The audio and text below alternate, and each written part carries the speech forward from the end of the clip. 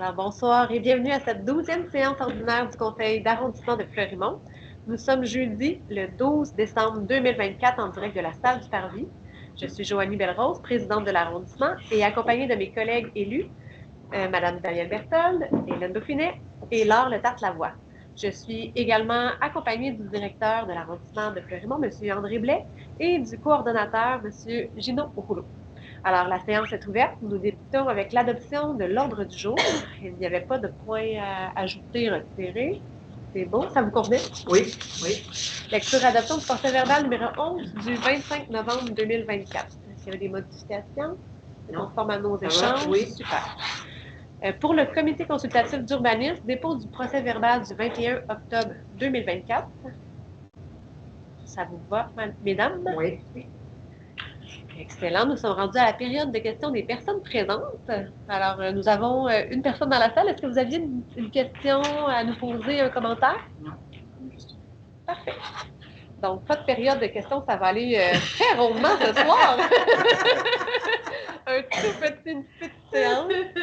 Alors, pour les 3 prochains points, je cède la parole à Mme Berthold, la présidente du comité consultatif d'urbanisme. Oui, merci beaucoup, Mme Belrose. Donc, au comité consultatif d'urbanisme, le point 6.1.1 de l'ordre du jour d'aujourd'hui, demande de dérogation mineure au règlement 1200 de zonage et lotissement de la ville de Sherbrooke dans la zone H 1394, c'est-à-dire au 392 de la rue Gaulle-Est.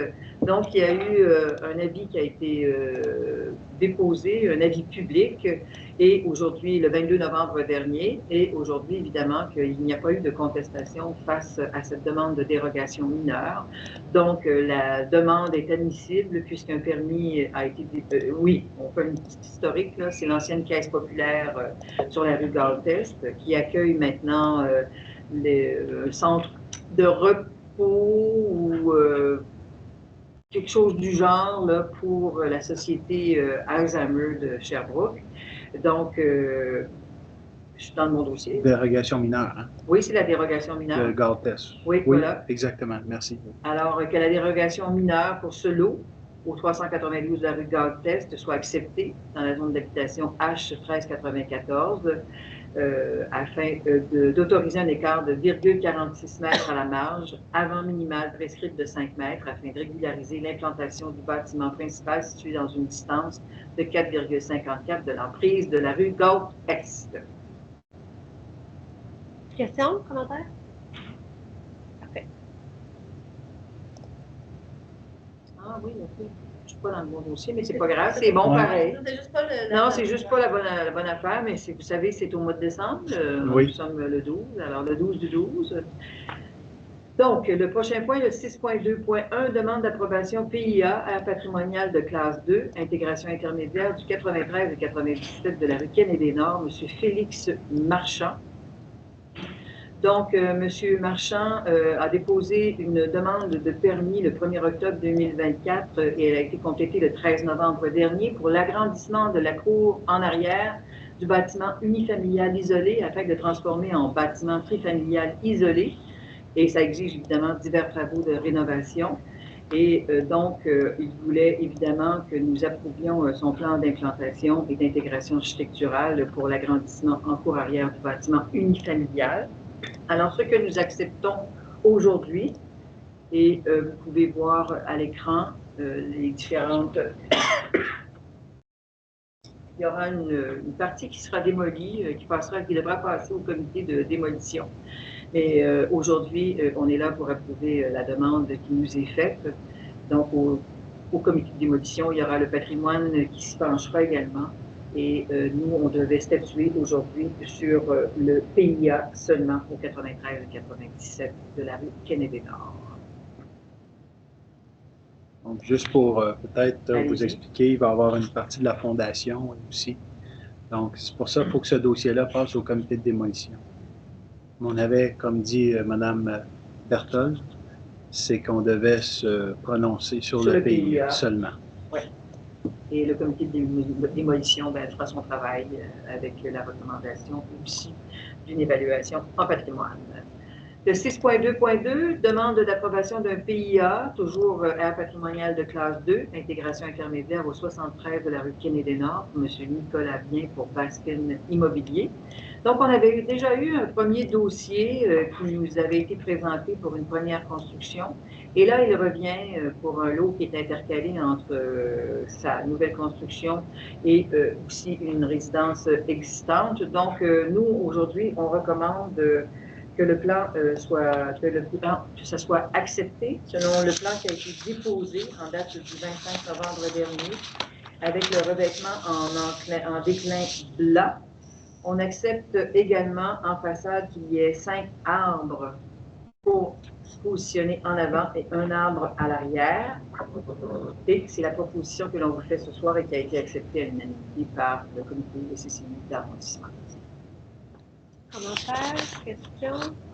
Oui, bien, c'est certain que je trouvais ça un petit peu là, particulier qu'on soit dans un PIA, puis comme 2 maisons anciennes, on insère un bloc de cette nature-là.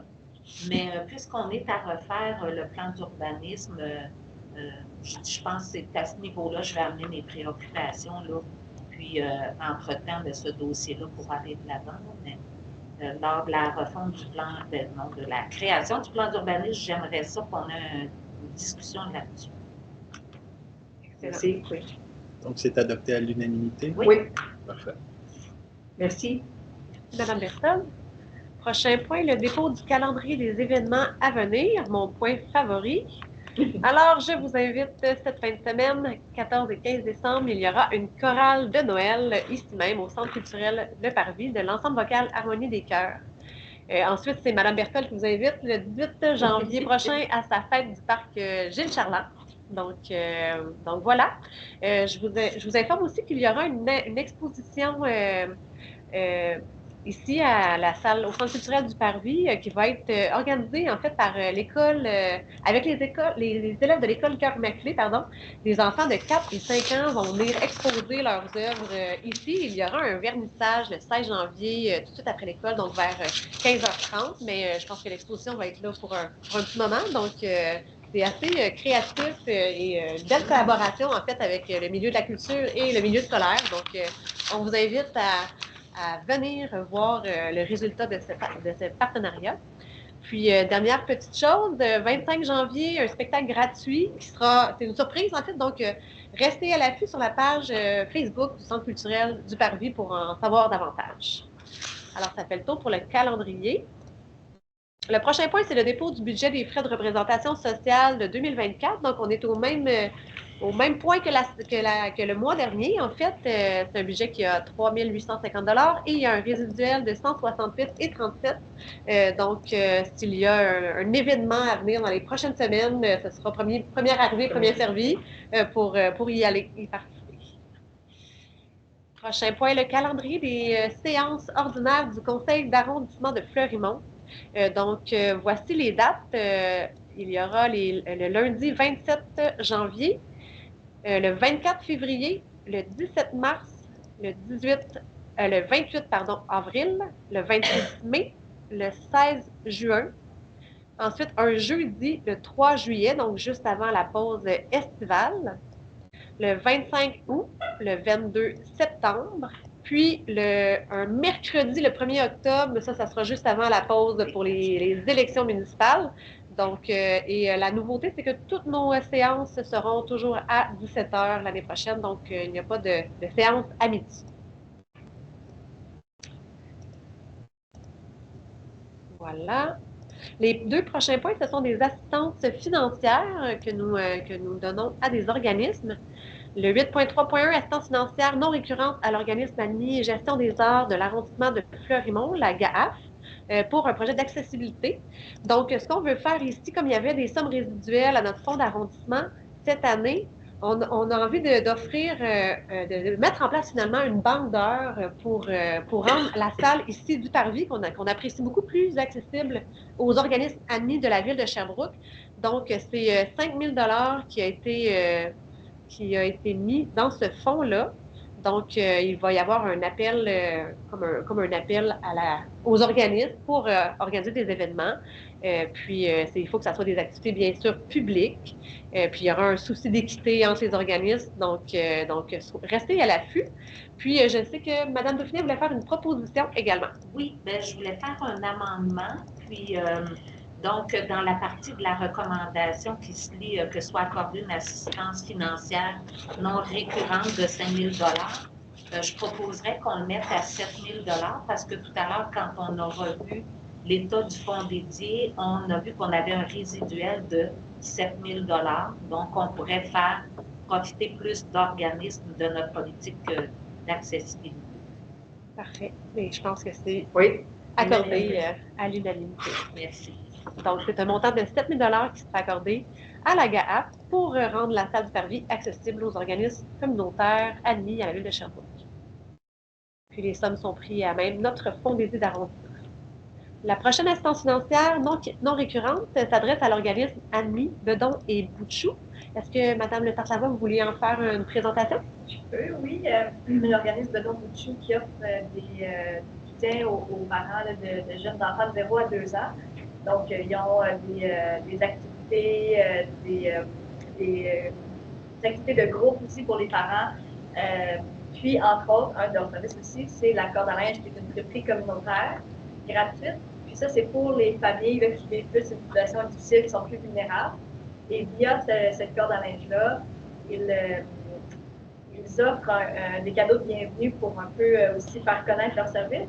Et l'an passé, ils ont offert 116 cadeaux de bienvenue avec 219 familles soutenues. Et cette année, en novembre, ils étaient rendus jusqu'au double à 319 cadeaux de bienvenue, là, donc de paniers de dépannage avec différents objets pour les enfants, les bébés. Donc, étant donné qu'ils voulaient pouvoir poursuivre, là, terminer l'année puis continuer d'aider ces familles-là, ils nous demandaient une somme de 2 000 $ pour ces cadeaux de bienvenue-là. Donc, on peut penser là, que c'est probablement 400 familles qui ont été touchées cette année, puis on regarderait qui pousse avec l'an passé. Donc, c'est pour ça qu'on est recommandé là, avec le fonds dédié, étant donné qu'il restait des sommes d'octroyer 2 000 $ à l'organisme de Boutchou pour ces familles. Super. Mme Dauphiné? Personnellement, je vais émettre ma dissidence parce que, selon ma compréhension de ce à quoi doivent servir les fonds du fonds dédié, pour ma part, je ne suis pas certaine que ça cadre tout à fait là-dedans, dans notre politique. Ça me préoccupait peut-être qu'on crée un précédent. Ce qui me rassure, par exemple, c'est qu'on a convenu, tout le monde ensemble, qu'on se développerait un document qui va venir préciser ce qui est admissible ou non. Donc, j'inscris ma distance pour cette raison-là, mais donc je suis confiante que pour l'an prochain, on va pouvoir clarifier tout ça. Parfait. Oui, parce qu'on reçoit de plus en plus de demandes, donc c'est tout approprié de se doter de critères objectifs pour octroyer des fonds, des soutiens à nos organismes. Donc, pour cette fois, c'est 2 000 $ qui est octroyé à l'organisme Bedon et Boutchou. Le prochain point, c'est une demande d'appui à la table Quartier Action Marie-Reine pour la recherche de soutien financier afin de réaliser une mosaïque dans le quartier Marie-Reine. Ils étaient venus nous parler de ça le 25 novembre, donc à la dernière séance de l'arrondissement. Est-ce que vous voulez encore une fois nous présenter la demande? Oui, donc les citoyennes de la table étaient venus nous voir en période de questions. Donc, dans le fond, vous savez, Marie-Reine, ils ont table quartier, une communauté très dynamique et active.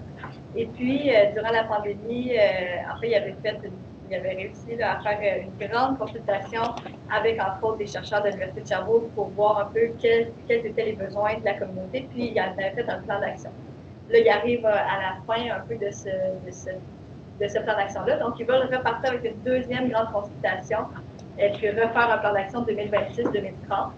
Et ils veulent un peu laisser un legs là, de ce passage-là en créant une mosaïque photo des gens qui vont participer dans le quartier, puis les gens puissent se voir, se reconnaître, puis montrer aussi l'implication citoyenne en images. Donc, pour le projet de mosaïque photo, donc des gens qui vont prendre des photos, développer, ils veulent en faire une mosaïque sur un très grand tableau. Ils nous demandaient 3 500 $. Donc, ça va revenir, cette demande-là, plus tard, l'an prochain. Mais là, aujourd'hui, ils nous demandent notre appui à cette initiative-là pour pouvoir aller chercher des soutiens financiers à d'autres niveaux, d'autres paliers. Donc, c'est l'appui qui est demandé aujourd'hui et que, évidemment, je crois que mes collègues sont d'accord. Oui, c'est avec plaisir que nous leur offrons notre appui. Oui. Le prochain point, c'est le point qu'on a vu tout à l'heure au plénier public, les requêtes en circulation. Donc, il y en a une qui sera retirée pour qu'elle soit analysée à nouveau. C'est celle de la rue Murray. Sinon, il y a la requête à l'intersection de la rue de Sainte-Famille et 13e Avenue. Il y avait une préoccupation, en fait, des transporteurs là, scolaires, là, les chauffeurs d'autobus, à l'effet que quand ils tournent à gauche, la manœuvre était vraiment difficile. Donc, ce qui est recommandé, c'est d'interdire le stationnement sur 15 mètres sur le côté nord de la rue Sainte-Famille, à l'est de l'intersection de la 13e Avenue. Donc, ça va faciliter et sécuriser aussi le secteur lors de cette manœuvre-là. Donc, c'est quelque chose qui est approuvé par le Conseil. La prochaine, c'est sur la rue Vice-Roi. Donc, il y avait vraiment une problématique de sécurité, un terre-plein, que les gens, souvent, ils descendaient la rue puis ils passaient tout droit. Donc, ce qu'on va faire, c'est on va installer une signalisation de sens unique à proximité là, des adresses 1290 et 1325 de la rue du Vice-Roi. Puis, on va également installer une signalisation qui va indiquer la présence d'obstacles, donc la présence du terre-plein, finalement, pour rendre tout ça plus visible et en tout cas, souhaiter que ça ne se reproduise plus, là, que des voitures passent sur le terre-plein. Puis la dernière, c'est sur la rue des Jonquilles. En fait, c'est plus une demande pour le transport en commun. Donc, ce qu'on va faire, on veut sécuriser l'accès pour les usagers du transport en commun, sécuriser l'arrêt d'autobus, finalement. Donc, ce qui est recommandé, c'est d'interdire d'immobiliser un véhicule, excepté un autobus, sur une distance de 30 mètres dans la rue des Jonquilles à partir de l'intersection de la rue des Jardins Fleuris. Ensuite, d'autoriser le stationnement pour des parents 20 minutes de 7h à 17h de septembre à juin, en fait, sur le temps, la période scolaire, sur une distance de 45 mètres en direction nord à partir de la limite sud du cadastre de l'école des Jardins. Donc, c'est ça, il y a comme l'arrêt d'autobus. Ensuite, il y a une section pour les parents. Puis, interdire d'immobiliser un véhicule excepté les véhicules scolaires de 7h à 17h, de septembre à juin, sur une distance de 70 mètres entre les zones mentionnées. Donc, je pense qu'il va y avoir beaucoup d'affichage, de nouvel affichage dans le secteur, mais c'est pour permettre à tout le monde, à tous les usagers finalement, d'être en sécurité. Alors, voilà, c'est ce qui fait le tour de nos requêtes.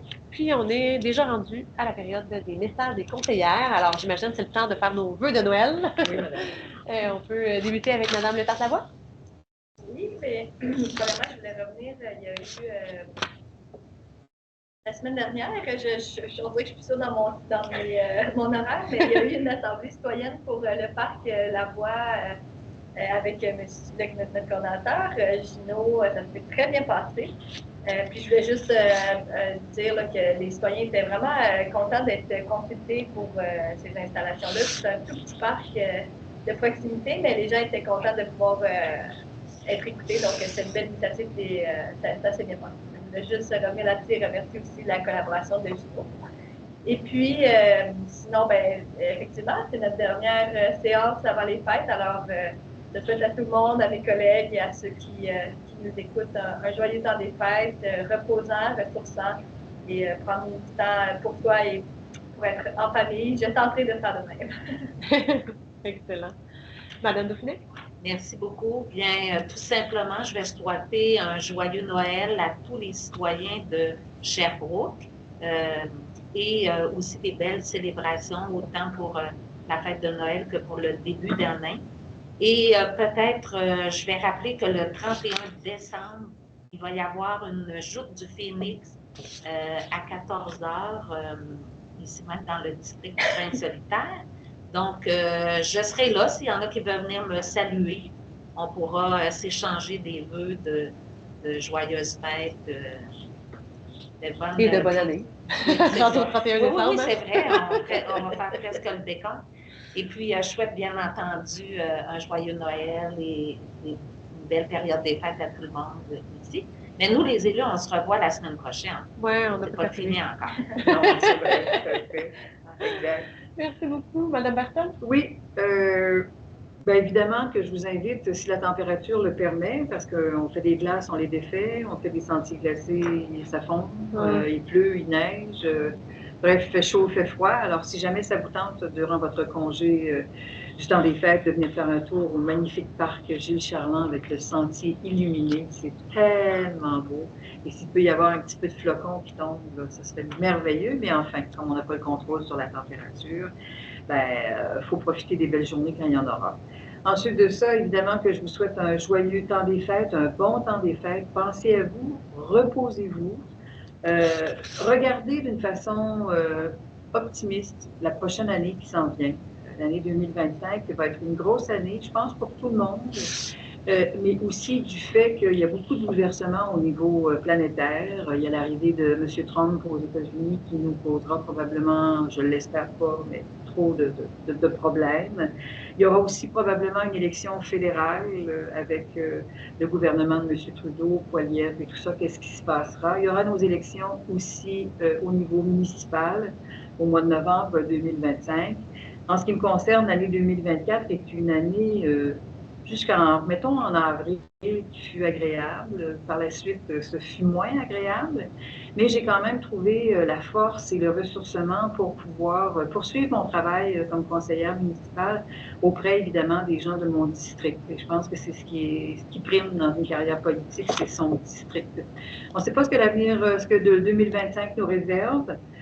Mais je crois que tout le monde, on doit s'arrêter, on doit s'attarder à penser, à réfléchir, à se créer des objectifs, pas trop d'attentes, mais de se créer des objectifs et d'essayer de les remplir et d'atteindre le but que l'on s'est fixé. Alors, pensez à vous, je vous aime beaucoup, puis merci beaucoup aussi d'avoir été là pour me soutenir en 2024 dans une période un petit peu moins rose de ma carrière politique. Merci. Très inspirante, Mme Hilton. Moi aussi, j'en profite pour vous souhaiter de joyeuses fêtes, des beaux moments avec vos proches, les beaux humains qui vous entourent au quotidien.